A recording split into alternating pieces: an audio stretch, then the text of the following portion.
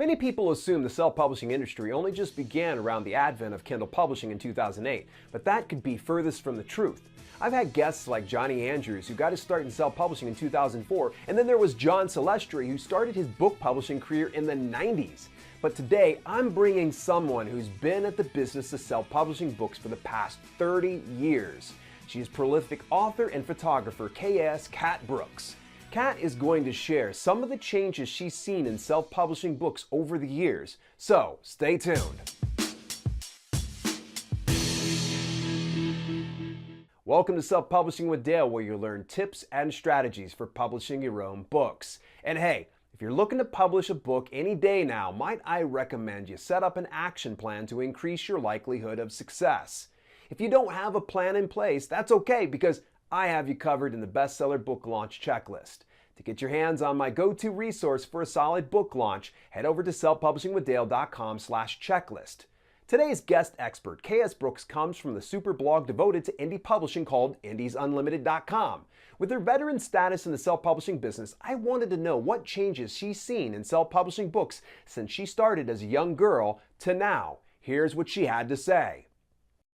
I think it's actually changed a lot. I think actually in the past couple of years, that stigma that all indie books or self-published books are junk, they're laden with errors, everything. I think that has changed.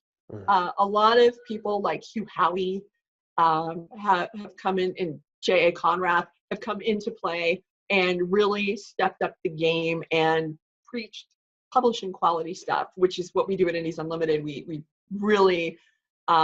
really press home that point because it raises the bar for everyone, and people generally, and one of the things that I teach in my courses is that people in fiction books, when they're shopping for fiction books, they don't look at who the publisher is. They just want a good book. They don't care, and unfortunately anybody can just hit that publish button. And so what we're trying to get across, and a lot of the other indie champions out there are trying to get across, make it good, make it a quality book. If you want to make a living off this, which you can, you need to run it like a business, and you need to have good quality.